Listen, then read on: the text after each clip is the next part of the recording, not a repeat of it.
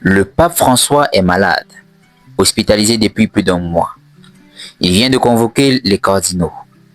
Est-ce l'avenir de son pontificat qui se joue?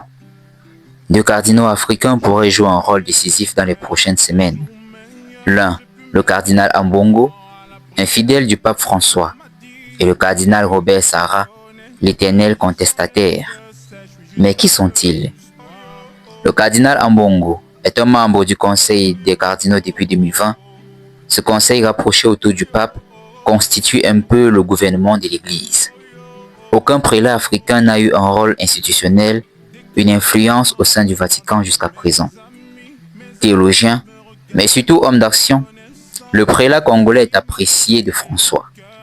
Le pape a plusieurs fois loué en privé son action politique et sociale au Congo en faveur d'élections libres et démocratiques. En 2024, Fridolin Ambongo s'oppose pourtant au souverain pontife.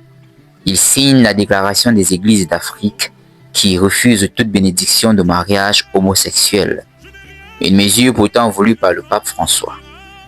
Mais les deux hommes restent proches et le pape ne verrait pas d'un mauvais œil que Fridolin Ambongo devient le premier pape africain. Un autre cardinal influent se dresse pourtant devant sa route. Il s'agit du très conservateur cardinal guinéen Robert Sarah. Nommé cardinal par le pape Benoît XVI en 2011, Robert Sarah n'a eu de cesse de s'opposer à toute réforme de l'Église sous François. En 2015, François met sur la table la question du célibat des prêtres et des couples divorcés et convoque un synode sur la famille qui se veut réformateur.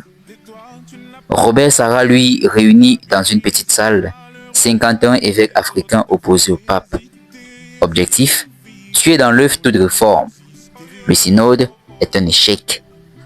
Robert Sarah est le chef naturel de la faction conservatrice au sein de la curie. L'ancien archevêque de Conakry reste très influent sur le continent africain. Le 15 juin 2025, jour de ses 80 ans, il devrait perdre son droit de voter au conclave, mais il est toujours susceptible de se faire élire pape. Ces dernières années, les cardinaux sont devenus de plus en plus influents. 29 cardinaux sont issus du continent. L'avenir de l'Église ne se fera pas sans eux.